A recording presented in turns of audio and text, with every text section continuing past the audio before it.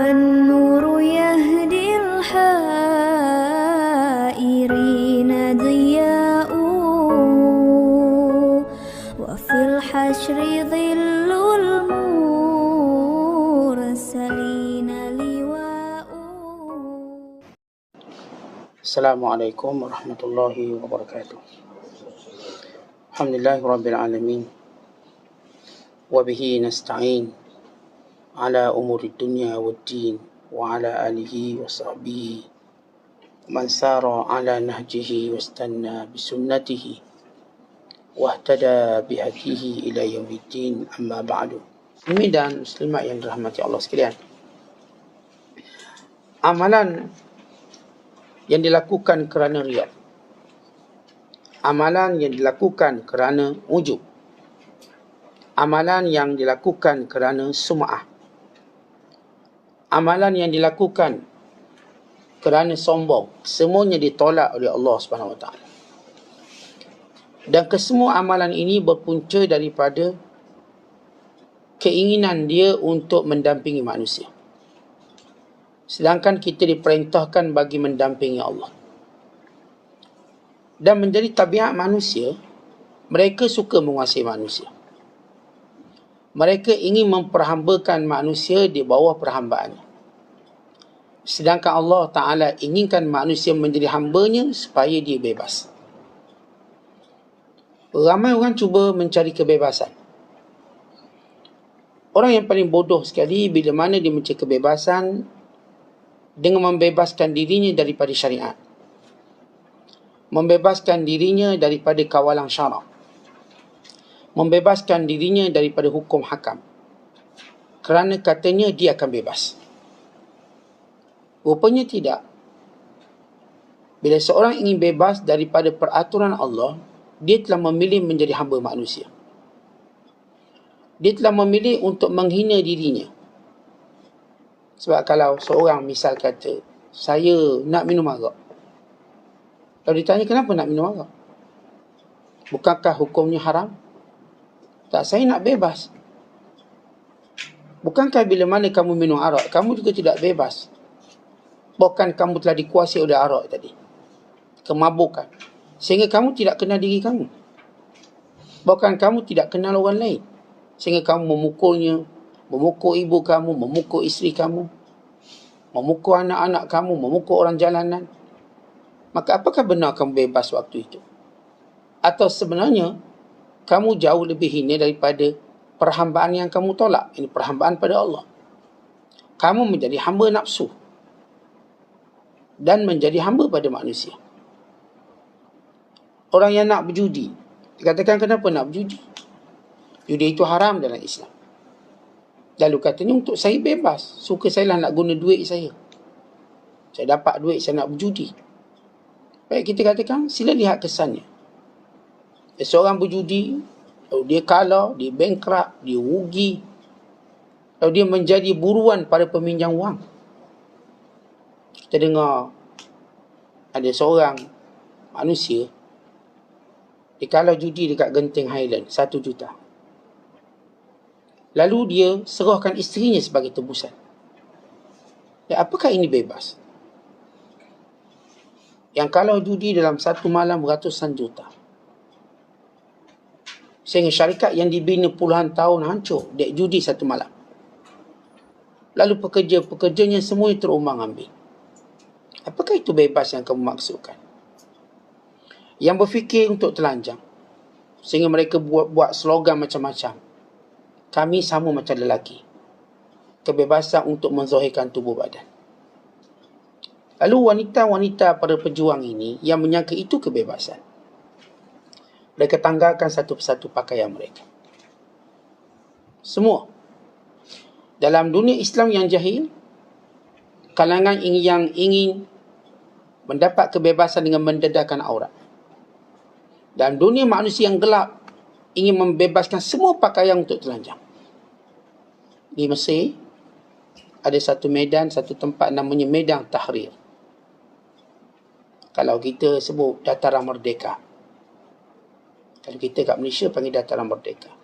Medan Tahrir ialah, kalau terjemuh Melayu pun sama, Dataran Merdeka. Kisahnya apa? Wanita-wanita keluar memakai purdah.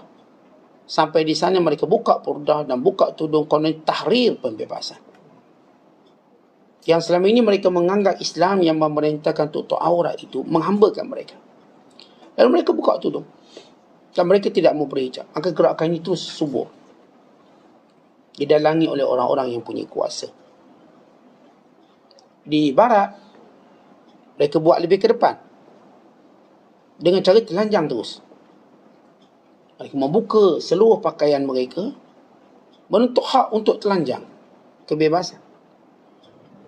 Apakah ini bebas kalau difikirkan dengan akal yang sihat?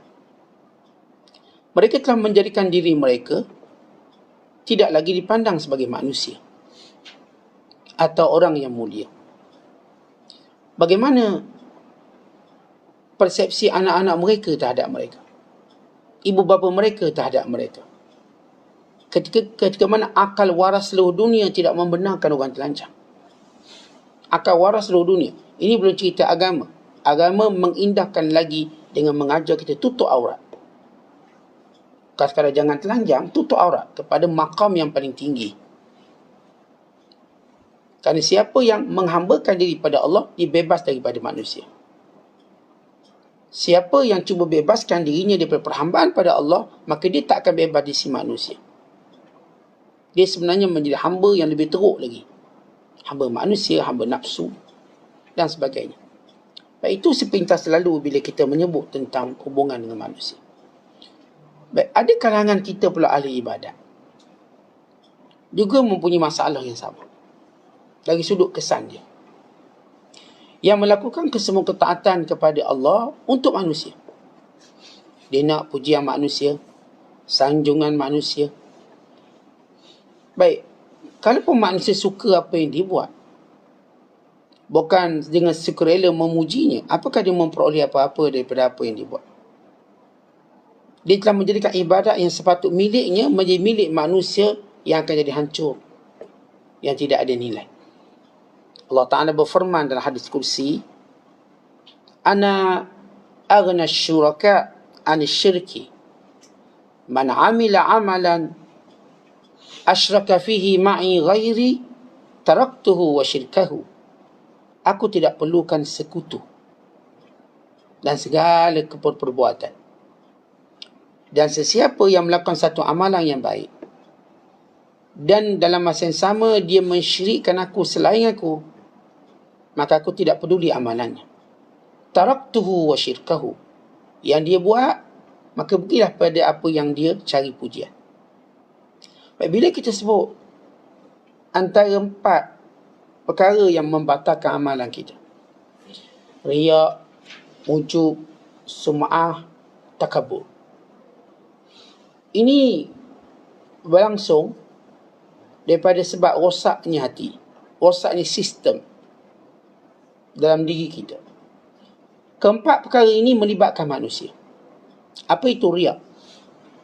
Riya ialah menunjukkan amalan kita kepada manusia supaya orang puji kita. Kalau kita pun buat banyak-banyak dan sebagainya. Manakala sum'ah, buat satu amalan biar didengari oleh orang lain.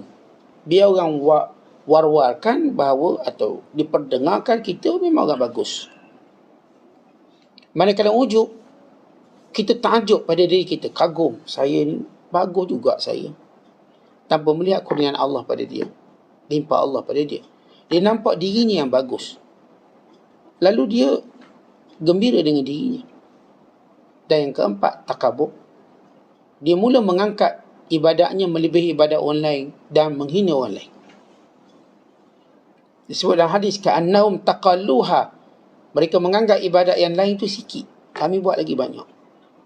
Lalu mereka pergi untuk menghinanya. Kalau kamu setakat semayang, janganlah saya semayang lagi banyak. Kamu setakat sedekah banyak, saya sedekah lagi banyak. Maka ini mazahir 4 perkara yang meruntuhkan nilai ibadat kita pada Allah. Kerana itu tuan-tuan sekalian, kesemua penyakit ini sebab manusia ingin sangat pada manusia. nak harap manfaat di sisi manusia, takut mudarat di sisi manusia, harap sangat pujian manusia. Bukan kita hari ini, pada zaman yang kalau dulu tuan-tuan, kalau kita buat sesuatu, kita tak nampak langsung pujian orang pada kita, tak nampak secara langsung. Hari ini dengan ada Facebook, kena ada IG dan sebagainya, maka dia ada butan i'jab, butan seorang itu like, suka. Maka suka-suka tadilah yang boleh merosakkan kita kalau kita tidak menangani dengan baik. Setiap kali kita menzahirkan satu amalan, ia bermula daripada niat kita. Niat kita nak apa?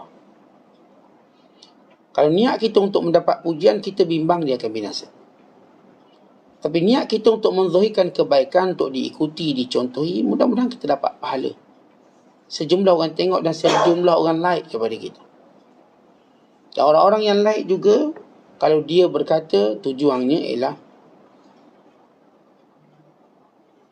memuliakan kebaikan.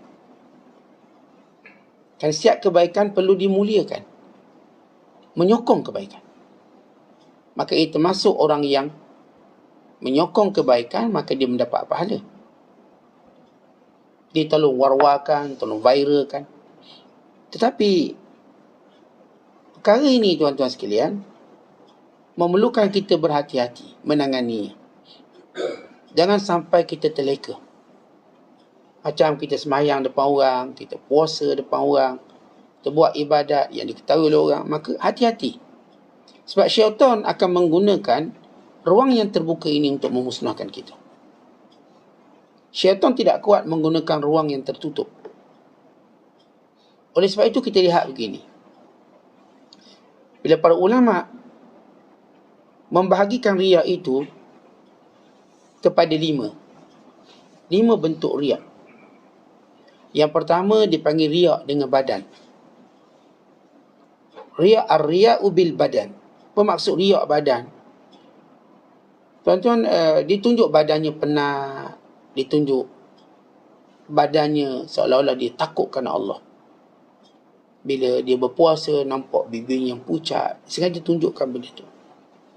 Sehingga Nabi Isa pernah berkata, minyakkan mulutmu, supaya nampak kamu baru makan sesuatu walaupun kamu berpuasa. Supaya tak zahir keadaan badan. Dia tunjuk lemah lonlai, seolah-olah dia semalam qiyam mulai penat sangat. Semalam saya rasa penat qiyam daripada 2 pagi qiyam diri. Ditunjuk badan dia. Maka ini panggil riya bil badan. Yang kedua kata ulama, ar-riya bil malabis wal hay'ati amma. Riya dengan pakaian. Maka bila dia memakai pakaian yang dia tahu pakaian yang dipuji, maka ia mendedahkan pada riya. Imam Izzuddin bin Abdissalam ditanya, apa hukum seorang memakai pakaian orang yang dikenali sebagai pakaian orang soleh? Bila memakai pakaian itu nampak dia soleh. Maka kata Imam Izzuddin bin Abdissalam, ia bergantung bagaimana kesan.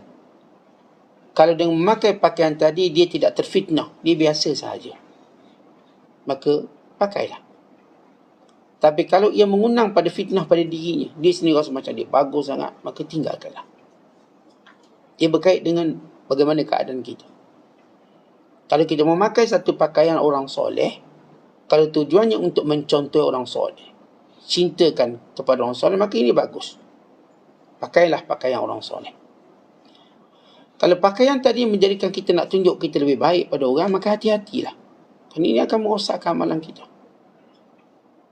Dan demikian juga bila ditanya tentang orang yang memakai pakaian ulama'. Ulama' ada pakaian dia sebagaimana polis, askar ada pakaian. Para ulama' biasa dia memakai pakaian tu, dia tak ada rasa apa-apa sebab dia tahu ini peranan dan tugas. Sebab mereka akan ditanya, disoal. Para ulama' sebahagian dikenali dengan pakaian. Kerana yang lain-lain kita tak nampak CJ dia simpan kat rumah, kitab dia simpan kat rumah. Yang dibawa bersama mazahirnya ialah pakaian dia. Kalau ulama' tu berjalan bawa kitab, senang kita tengok dia ada. Tapi mana ada ulama' berjalan bawa kitab? Bawa sebiji ada lah.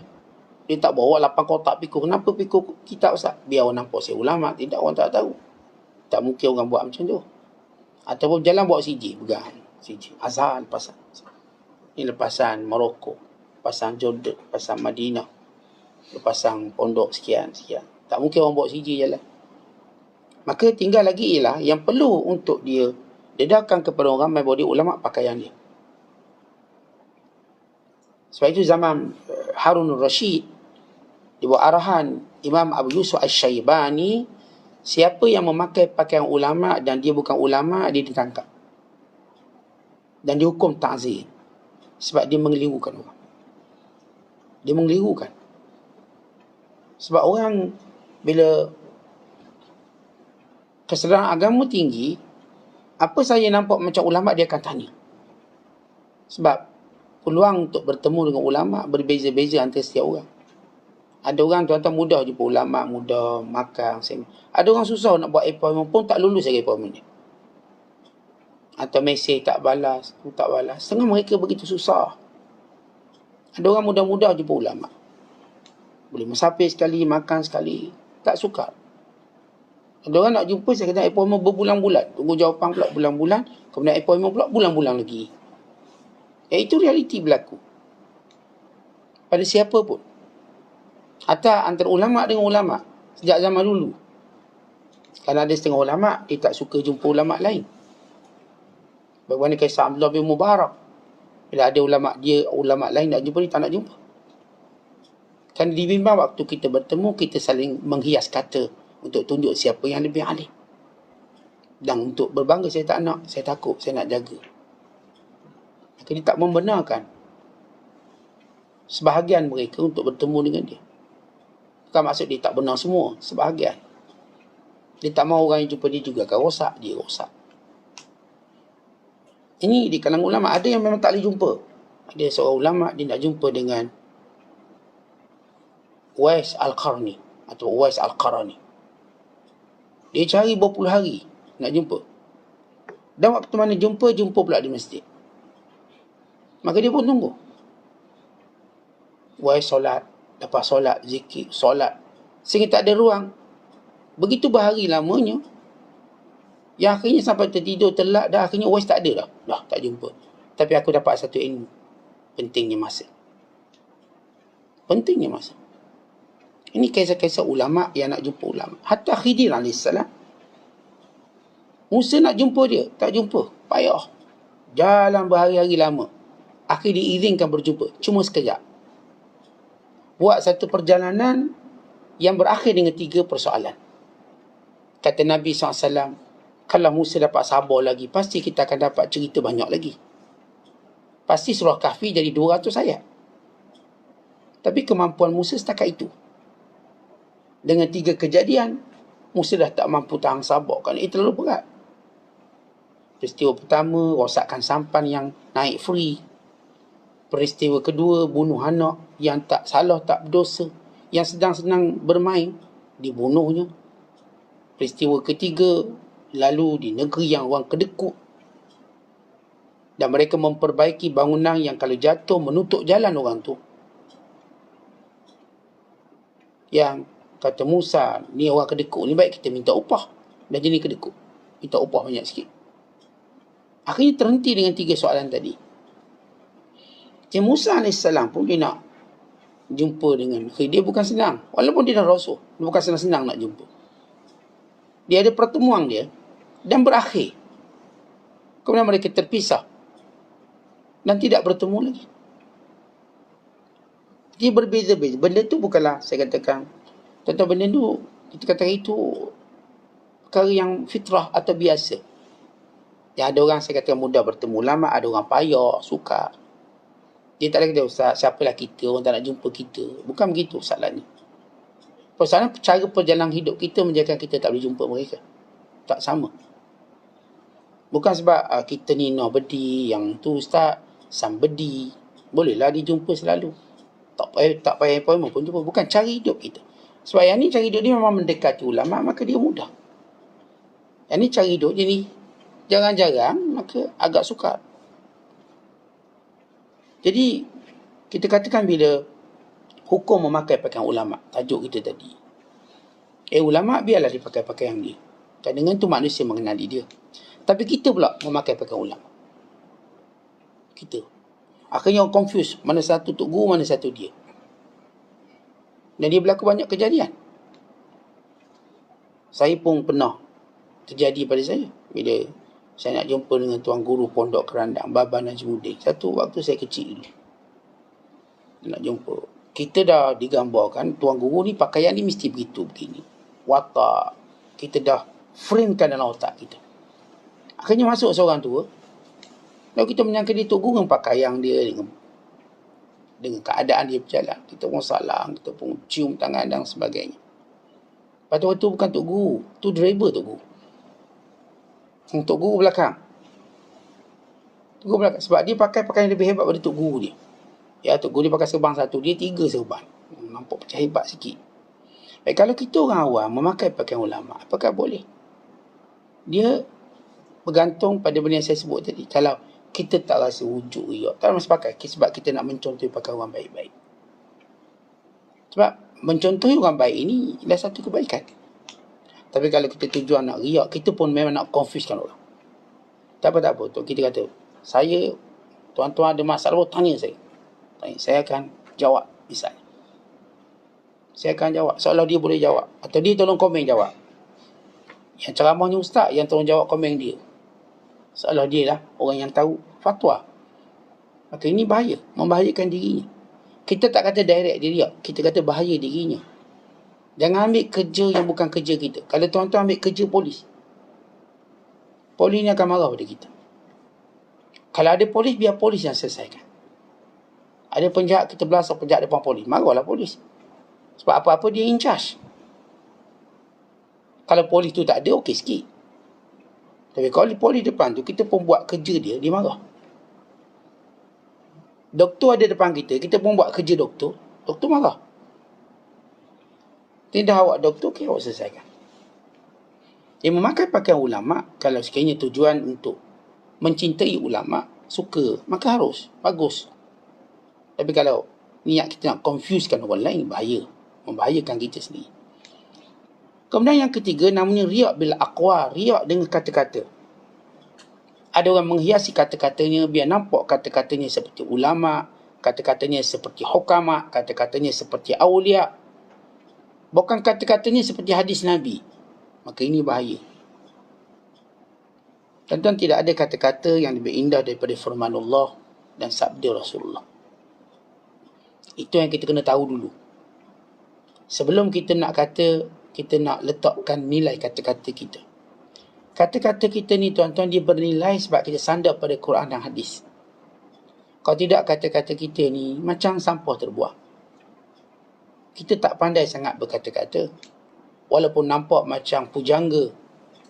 Tapi nilai keberkatan, nilai kebenaran, nilai kebaikan, ia mutlak ada kepada Al-Quran dan hadis Nabi SAW. Sebab itu kita cenderung untuk memperbanyakkan baca Quran dan hadis. Sebelum kita menyebut kata-kata kita. Kata-kata kita yang tercorok sekali. Tapi ada manusia, dia cuba framekan kata-katanya seperti hadis Nabi. Ya, saya tak nafikan ada orang yang mempunyai kata-kata yang baik.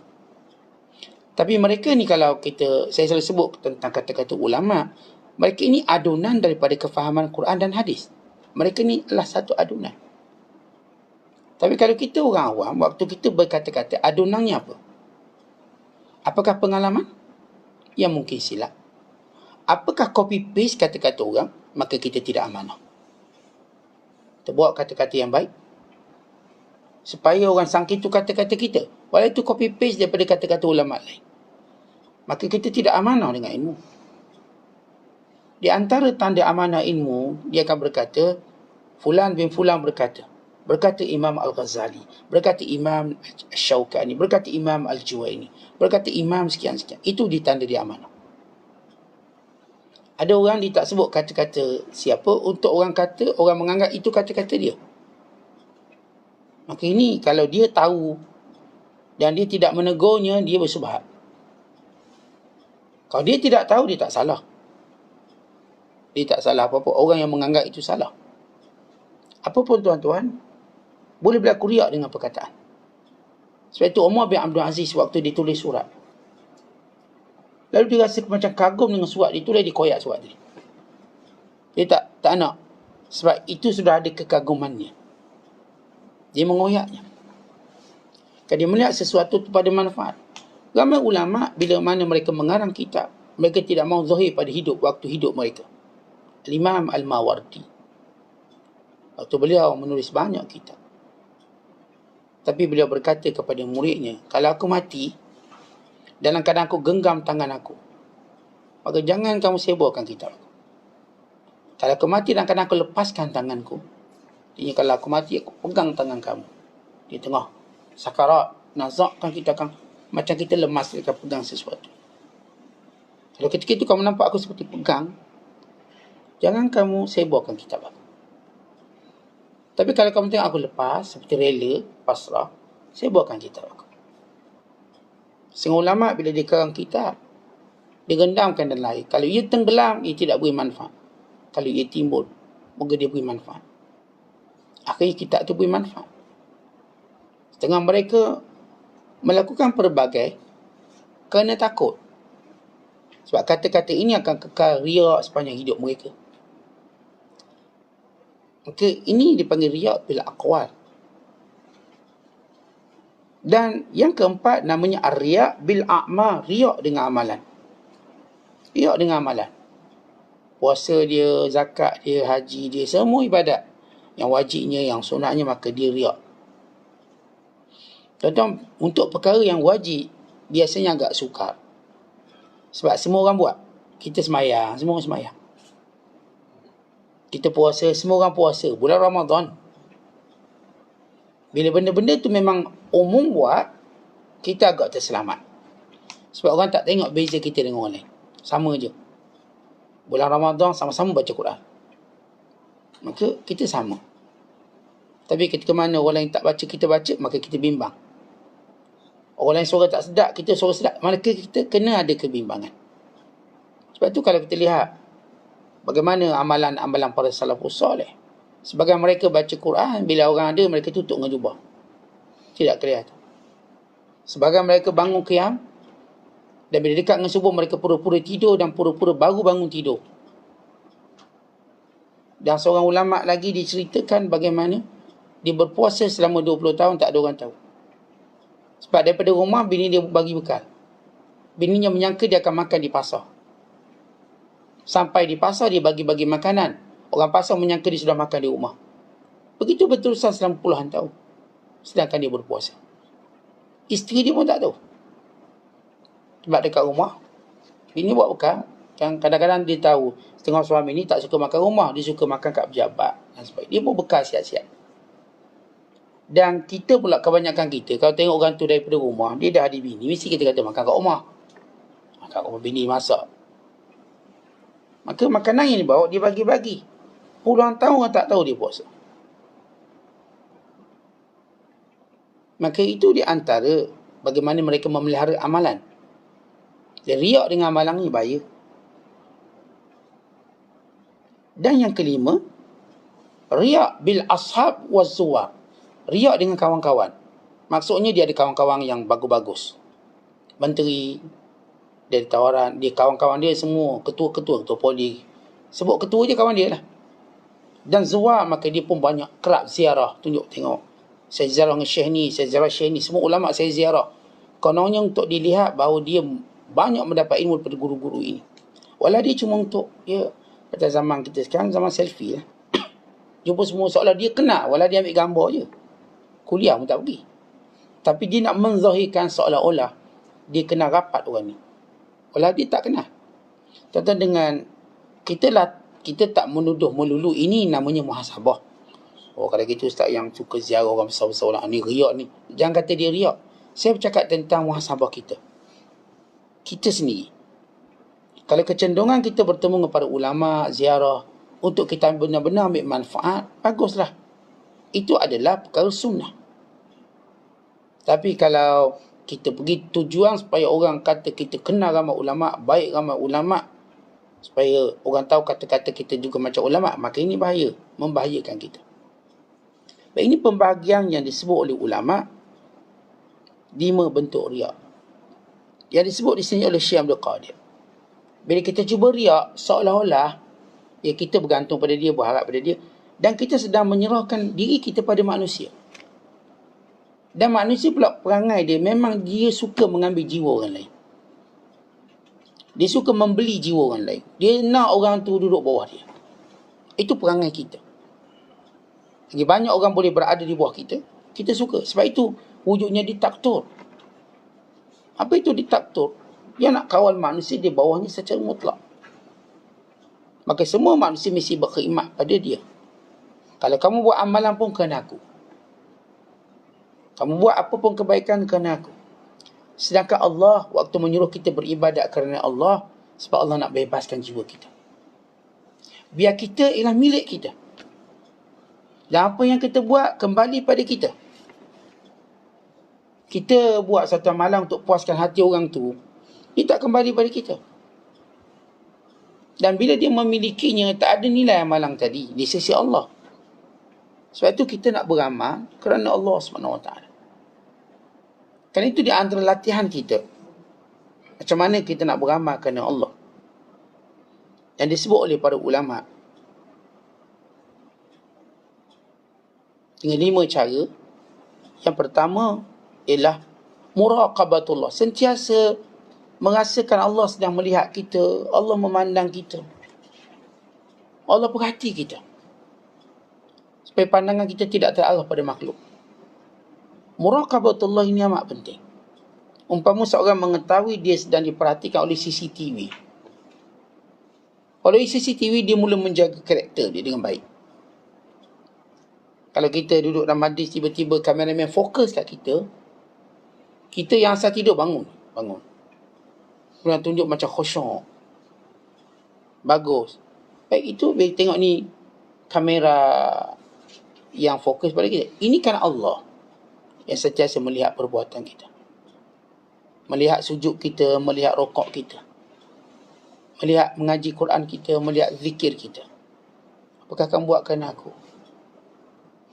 Bila kita merasakan istisyar, merasakan Allah memerhatikan kita, maka baiklah amalan kita. Yang kedua ialah isti'anah. Minta tolong dengan Allah. Ya Allah, banyak amalanku ini kerana manusia. Ya Allah, banyak amalanku kerana inginkan pujian manusia, takutkan kejian mereka. Ya Allah, ikhlaskan aku. Kita doa. Tuan-tuan, kita dah sebut dalam siri kuliah sebelum ini. Memang menghadapi riak ini bukan calang-calang musuh. Sebab dia musuh yang tak pernah putus asa. Riak ni. Dia bukan kalau kita selesai hari ni kita ikhlas, esok pun kita ikhlas. Sebab itu kata ulama, wal mukhlisuna fi khatarin azim. Orang ikhlas ini sentiasa dalam bahaya. Dia tak boleh konsisten. Kalau saya hari ni ikhlas, belum tentu esok saya ikhlas. Esok cerita lain. Umpama kalau kita sebut hari ni, kalau hari ni saya kenyang, bukan bermakna esok saya kenyang. Esok saya lapar lagi. Saya kena cari makanan lagi. Kalaupun saya dah makan banyak ni, kira-kira makan ni Ustaz tahan 8 hari. Waktu kita cakap tu, 8 jam lapar balik. Itu belum tunggu esok. Terus bagaimana kita perlu makan setiap hari untuk memastikan tubuh kita kuat. Begitu setiap hari kita bermujahadah melawan riak kita. Dia musuh yang tidak berputus asa. Tentang paling susah dalam berlawang ni, bukan musuh yang kuat. Susah kita berlawan dengan musuh yang tak putus asa. Susah lah bang. Ada satu pertarungan. Ini pertarungan kalau orang lelaki tahulah pertarungan. Lelaki lawan lelaki ni. UFC. Dia lawan, dia tumbuk. Orang yang ditumbuk ni tak mengalah. Walaupun dia tak sempat tumbuk orang yang tumbuk dia. Akhirnya orang menumbuk ni sekali. Dia buat tiga ni, dia ngaku kalah. Dia tak tahan lagi. Artinya orang ni, yang ditumbuk tu menang. Bukan yang menumbuk. Yang menumbuk tu macam boleh menang. Sekali tumbuk, yang ni macam tu bertahan. Dia boleh menerima pukulan. Berpuluhan, ratusan pukulan. Sampai yang tumbuk ni rasa macam kesian, rasa macam dah tak larat nak lawan. Dia menyerah kalah. Dan begitulah riak kita ni. Dia ni musuh yang tak kenal putus asa. Dia tak kuat, tapi dia tak putus asa. Setiap hari dia datang kat kita. Tengok, kamu dah hebat. Lihat kata-katamu bagaikan mutiara. Lihatlah cara kamu berjalan bagaikan wali. Kutub, Ghaus, Nujaba, Nuqaba. Dia datang. Sebab tu kita tolaknya sebagaimana kita tolak lapar kita. Setiap kali kita lapar, kita makan. Lapar makan. Bukan setiap hari ngunyah-ngunyah. Ni ngunyah ni kisah sarapan. Bukan, belum sarapan. Sarapan kejap lagi. Ni mukaddimah sarapan. Mukaddimah. Ni dah macam makan tengah hari. Belum, tengah hari pukul lepas Zuhur. Ni pukul 12. Ini makan sebelum makan tengah hari. Bukan lagi makan tengah hari. Lepas tu baru makan tengah hari. Keperluan badan kita. Tentang keperluan untuk kita lawan riak macam tu. Sudah salat Zuhur, nak salat Asar, lawan lagi. Salat Maghrib, lawan lagi. Nak salat Ba'diyah, lawan lagi. Ya Allah, ikhlaskan amal. Sebab tu kita dalam niat ulama kita ajar lillahi ta'ala. Lillahi ta'ala. Usalli fardal maghribi 3 raka'ati ma'muman lillahi ta'ala. Mari syak pula 4 raka'ati lillahi ta'ala. Dia ayat lillahi ta'ala tu ada setiap pada niat, pada lafaz niat. Kenapa? Nak ingatkan kita. Kerana Allah ni. Niat tu kerana Allah. Sebut usalli sunnatan qabliyatan raka'ataini lillahi ta'ala. Nawaitu sawma ghadin an ada'i fardi Ramadan hazi sanah lillahi ta'ala. Yang tuan-tuan duk sebut saya lillah apa benda? Maknanya mujahadah kita nak lawan riak. Kita sentiasa ingat kerana Allah ni, kerana Allah. Ni aku ngaji ni kerana Allah bagi ni. Ni aku kuliah ni kerana Allah. Ni aku dengar kuliah ni kerana Allah. Ni aku buat ni kerana Allah. Aku catat. Aku viralkan kerana Allah. Tuan-tuan, benda lillahi ta'ala kena sentiasa ada. Kerana itu adalah satu cara kita. Baik, ini namanya istighafah. Minta isti'anah. Tolong dengan Allah. Yang ketiga, kata ulama', lihat kesan buruk bila kita riak di hari akhirat kelak. Tuhan tak terima amalan kita. Kita jadi muflis, kita jadi bankrupt. Sedangkan kita mengharap pahala. Tapi semua, kata Allah kepada orang yang riak, pergi cari orang yang kamu riak, minta pahala di sisi dia. Allah, mana ada orang pahala, melainkan yang ada di sisi Allah. Dan yang keempat, kata ulama', lihatlah kesan riak di dunia. Tentang orang ni kalau buat benda kerana orang, Allah akan bongkarkan. Ternyata bila orang dah tak puji, dia dah tak nak buat dah. Ternyata bila orang kecil, dia pun dah berhenti dah. Allah tunjuk. Kita dengan manusia, zahirnya boleh berahsia. Zahir. Tapi realiti rahsia itu akan bocor. Kalau tuan-tuan buat baik, tuan-tuan berahsia, bocor. Tuan-tuan buat jahat, tuan-tuan buat rahsia, bocor. Semua bocor. Sebab tidak ada perkara di dunia ini rahsia mutlak. Melainkan dia akan terhenti pada waktu terbongkar. Ya buat baik macam kita cerita 20 tahun puasa. Tak ada orang tahu. Akhirnya bocor. Bocor juga. Yang baca Quran tutup dengan jubah akhir bocor juga. Orang yang buat baik boleh bocor. Yang buat jahat lagi bocor. Kalau orang tu buat kerana orang, kelak nampak. Dia nampakkan. Oh, rupa-rupa selamanya dia buat kerana orang. Bila orang dah tak sanjung dia, tak puji dia, dia macam orang yang tak pernah kenal agama. Maka baru kita nampak. Kerana itu Allah Ta'ala menyebut. Bila Allah Ta'ala menyatakan, وَلَقَدْ فَتَنَّ الَّذِينَ مِنْ قَبْلِهِمْ فَلَيَعْلَمَنَّ الَّذِينَ صَدَقُوا وَلَيَعْلَمَنَّ الْكَذِبِينَ. Kami tahu uji orang terdahulu. Apakah mereka buat kerana Allah atau tidak. Lalu akan dizahir pada pandangan manusia, kata Allah, siapa betul, siapa yang berbohong. Sebab itu orang munafik, sembunyi lama dah munafik, lama-lama tahu perangai mereka sebenar. Kenapa mereka tak ke masjid, kenapa mereka tidak mendampingi Rasulullah, dah tahu dah. Sebelum ni beri alasan tu, alasan ni, alasan tu, alasan ni. Bila sampai waktu perang, beri alasan ni pula. Akhirnya zahir dan Allah Ta'ala jadikan pendedang itu kekal sampai hari kiamat, tercatat dalam Quran. Bayangkan, dia punya keaiban tercatat dalam Quran, dibaca setiap hari. Itu bahaya. Dan bila kita buat bukan kerana Allah, zahir juga nanti. Akan zahir. Dan akhir sekali, yang kelima, bagaimana menangani riak? Ikhfa'ul ibadat. Tuan-tuan ada ibadat, cuba sembunyikan. Ibadat ni ada dua sifat. Satu, ibadat yang memang sunat kita buat terang-terangan. Seperti solat berjemaah, azan, iqamah. Solat jenazah, iring jenazah. Ini memang kita buat ramai-ramai. Maka ini memang sunat dizahirkan. Ini syiar. Tak boleh kita solat seorang-seorang. Atas alasan saya tak nak pergi masjid, Ustaz. Takut riak. Itu bukan takut riak. Itu sebenarnya orang yang memang dikatakan jahil terhadap agama. Kita ada lagi ibadat yang kita boleh sembunyi, kita boleh terangkan. Ibadat-ibadat tadi kita boleh sembunyikan, tapi kita juga boleh nyatakan. Dia bergantung pada niat. Antaranya solat sunat. Solat sunat, tuan-tuan boleh buat kat rumah. Itu lebih afdal. Hatta Imam Ibn Qudamah mengatakan, solat sunat itu lebih afdal daripada solat di Masjidil Haram. Di Masjid Nabawi. Buktinya apa? Nabi SAW sendiri, waktu baginda nak solat sunat, Nabi solat di rumah dia. Nabi tak solat di masjid, di rumah. Untuk menunjukkan kelebihan rumah. Tapi kalau solat fardu, Nabi akan ke masjid. Nabi SAW bila solat witir, Nabi solat kat rumah. Tapi bila solat fardu, Nabi solat dekat masjid. Ya, sebagai ulama mengatakan solat sunat itu lebih afdal di rumah. Secara mutlak. Ada benda-benda saya katakan kita boleh buat di rumah. Mengaji Quran. Ya, kita boleh buat di rumah. Ada benda-benda kita tak boleh buat kat rumah. Kena buat kat masjid. Menuntut ilmu tak boleh kat rumah. Tak jadi. Kadang-kadang kalau kita online kat rumah, bagus tak? Bagus, tapi dia macam tak sempurna. Baru nak online, suami suruh buat air. Air kopi satu. Oh. Anak-anak pula, mama lapar ni lapar. Tu yang dengar kuliah sambil goreng nasi goreng. Suara senduk kuat pada suara ustaz. Berdegang. Tapi macam nak dengar.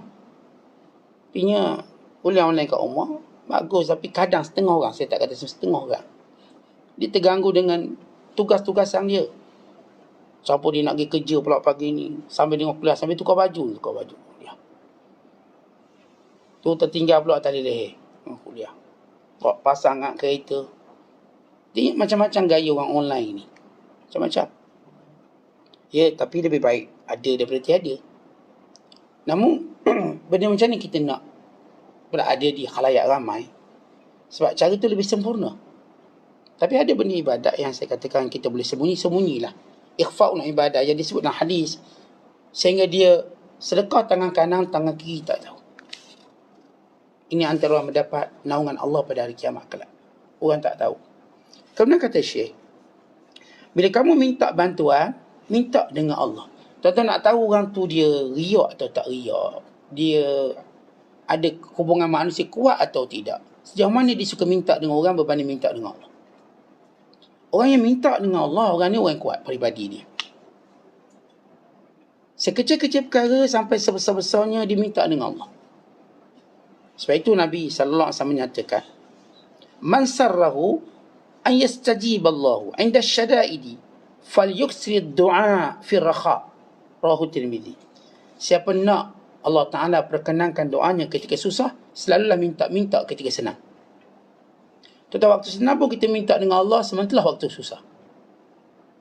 Sebab itu Nabi SAW pesan pada Abdullah bin Abbas, wa iza sa'alta fas'alillah. Bila minta dengan Allah dulu. Sebab memang tak boleh ke minta dengan orang. Tak boleh minta dengan orang kalau hati kita dengan dia. Waktu kita minta dengan orang, hati kita dengan Allah, bukan dengan dia. Kalau dia tak bagi, dia tak jadikan kita putus asa kerana kita tahu Allah akan bagi. Dan cara-cara yang pelbagai. Sebab itu tuan-tuan, bila kita ada urusan dunia, kita diajar gini. Sebelum tuan-tuan minta dengan orang yang menjadi kebiasaan kita, tak. Kita minta dengan Allah dulu, Ya Allah, murahkan rezekiku, pemudahkan urusan duniaku. Ya Allah, ni aku nak bidah projek yang kau mudahkan, engkau dah yang memberi rezeki. Lepas tu kita buat proses minta dengan orang sebagai satu proses sunatullah atas dunia ni. Isi borang kat.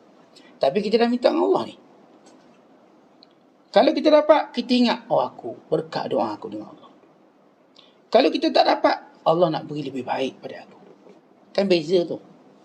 Dengan orang minta, terus direct manusia, maka dia sangat-sangat harap orang ni bagi, kau tak bagi mati aku. Putus asa lah dia. Kalau bagi pula, bagus dia ni. Ni saya kena jaga dia. Dia yang bagi saya projek. Duk jaga dia sampai lupa jaga Tuhan.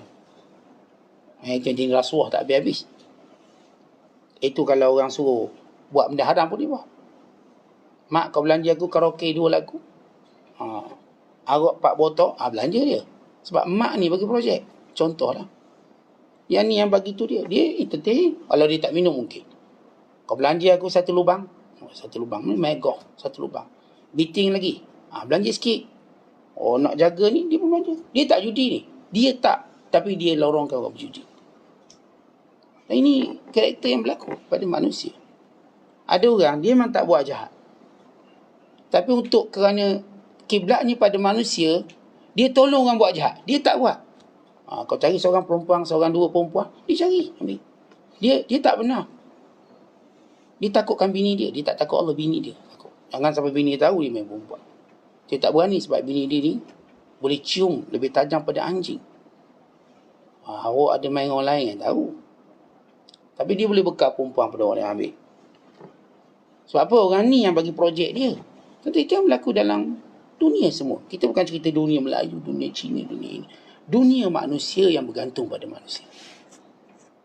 Kadang-kadang dia tak buat jahat, tapi dia tolong orang buat jahat untuk dia mendapat habuan dia. Sebab itu kita diajar minta dengan Allah. Boleh tak boleh.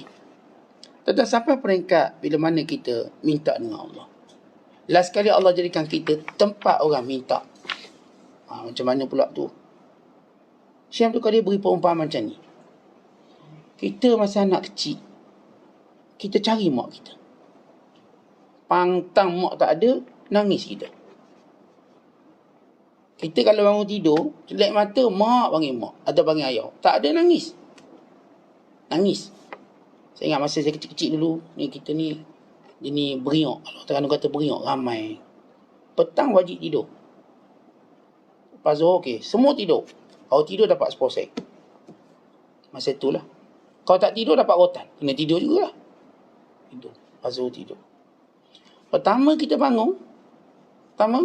Adik saya bunyi, abang. Mak cari. Mak tak ada. Mak pergi kedai. Nangis pun ni.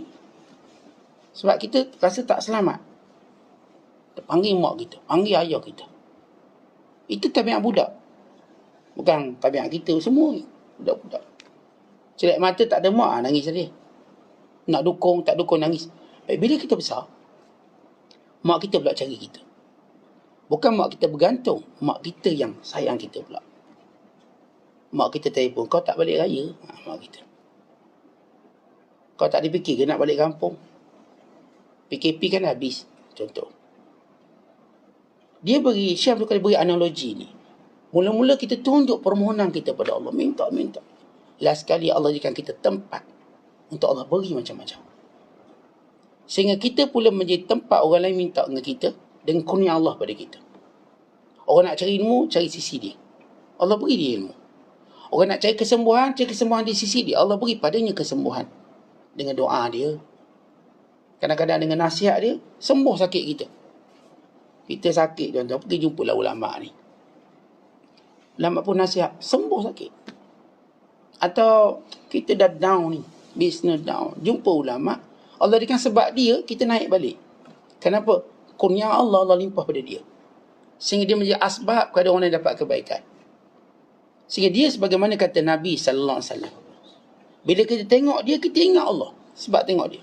Ini disebut dalam hadis, Nabi kata, Man zakkarakumullahu ru'yatuhu, wa zada fi ilmikum mantiquhu, wa zakkarakum bil akhirati amaluhu. Orang yang mana kata Rasulullah, kalau kamu tengok dia, kamu ingat Allah. Pada wajah dia, kamu nampak Allah. Ini ingat Allah. Dan bila dia bercakap, ilmu kamu bertambah. Bukan lebih banyak daripada kamu baca buku. Saya baca buku ni, keliru pula. Maka bila dia tengok, cakap, macam kita dilepaskan daripada kesukaran tadi. Dan yang ketiga, bila mana kita tengok amalan dia, kita ingat akhirat. Kita mula cemburu dan inginkan akhirat. Cara dia beramal menunjukkan keyakinannya pada akhirat yang luar biasa. Dan ini orang-orang yang Allah dah limpahkan kurnia pada dia, sehingga dia menjadi kita katakan dorongan pada manusia. Orang semua datang jumpa dia untuk kebaikan itu. Kebaikan nasihat, kebaikan doa, kebaikan ilmu, kebaikan akhirat. Siapa orang ni? Orang yang dulu dia sentiasa dengan Allah. Dalam doa, dalam munajatnya dengan Allah.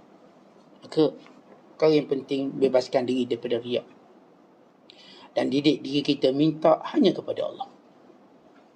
Kemudian tuan-tuan, kita ada musuh-musuh yang kita kena tahu. Kita jangan pernah fikir kita selamat. Tapi diri ini sentiasa berada dalam peperangan. Kita ada hawa nafsu, kita ada syaitan. Kita ada tabiat kita yang biasa kita buat. Yang kesemuanya ini kita nak letakkan dia dalam kandang syariat. Yang mana patut ikut, yang mana patut lawan, yang mana patut itu, semua kita nak arahkan ke situ. Tabiat kita yang biasa ni. Saya isap biasa bangun pukul 6 pagi, biasa. Yang biasa ni pun kita nak ubah. Hidup kita bukan dengan kebiasaan, hidup kita dengan syariat. Biasanya saya tak buat macam ni, tak awak kena buat dah sekarang. Awak tak boleh guna istilah biasa. Dia macam pekerja, kau datang jabat. Bos saya biasa datang pukul 8, balik 5 petang. Oleh kerana ada urusan penting, bos kata awak tak boleh buat biasa macam ni, esok datang 6.30 pagi. Dan balik tak ditentukan bila, mungkin awak balik malam. Kenapa? Urusan makin penting. Waktu makin singkat. Tuan-tuan, kita biasa begini-begini, tuan-tuan dah umur 60, jangan guna yang biasa zaman muda. Kita perlu buat suatu kesungguhan. 60 ni tuan, 60. Takkan nak guna yang biasa. Tak, kita kena pecutan terakhir. Orang yang dah berlari, dah nampak garis penamat, takkan nak berlari biasa lagi. Larinya laju sikit. Tuan-tuan, kita dah hampir pertemuan kita dengan malaikat maut. Dah hampir sangat. Perjanjian kita malaikat maut. Takkan tuan-tuan nak buat biasa-biasa lagi. Lawan kebiasaan dan tunjuk yang luar biasa. Kerana Allah Ta'ala suka seorang yang tunjukkan kesungguhan. Siapa yang tunjuk bersungguh, maka sebab itu datang rahmat Allah. Tapi kalau kita buat biasa, macam kita lah, kita panggil anak kita, mang sini sekejap. Mang jalan lenggang, nengok budak ni, kelempang ni. Walau budak ni datang, cara dia datang tu cara biasa-biasa. Kita panggil emergency, sini sekejap. Laju sikit, kata kita. Dia pun buat biasa, lenggang nengok. Kita kata lagi, laju sikit. Sampai kat ayah dia kedebuk sebiji. Orang panggil dia kata, lajulah sikit. Oh tu dah datang tu pun kena debuk juga, kena pukul. Kalau yang tak datang lagi teruk. Jadi tuan-tuan, ada waktu tuan-tuan kena lawan kebiasaan. Saya biasa saat bangun pukul 4, lawanlah pukul 3 lah pula. Umur berapa? 60. 70. Takkanlah ibadat umur 70 ibadat biasa-biasa. Kita usah itu sikit-sikit macam tu lah. Jangan, awak dah 70. 70 ni angin tiup je pergi. Maksudnya dekat sungguh-sungguh. Tapi kalau main biasa, ngaji kot dang, masa ada dang ngaji. Ngaji sibuk apa umur 70 ni? Pasti pencing dah 2 kali. Hospital pun dah 3 kali ICU. Yang biasa-biasa lagi ni kenapa? Nah, ini kita kena lawan kebiasaan. Sebab tu kita tuan-tuan kena pandai hitung usia kita. Ada waktu mungkin tuan-tuan boleh buat biasa-biasa. Ada waktu tak boleh. Kita duduk dalam rumah, dengar api ada, kita tak mungkin berjalan biasa-biasa. Saya start berjalan kat rumah biasa slow-slow. Tu api tu. Kita berlari. Walau kita tahu kita tak boleh berlari. Kenapa? Ada sesuatu yang berlaku dalam kehidupan ini. Wallahu bissawab. Assalamualaikum warahmatullahi wabarakatuh.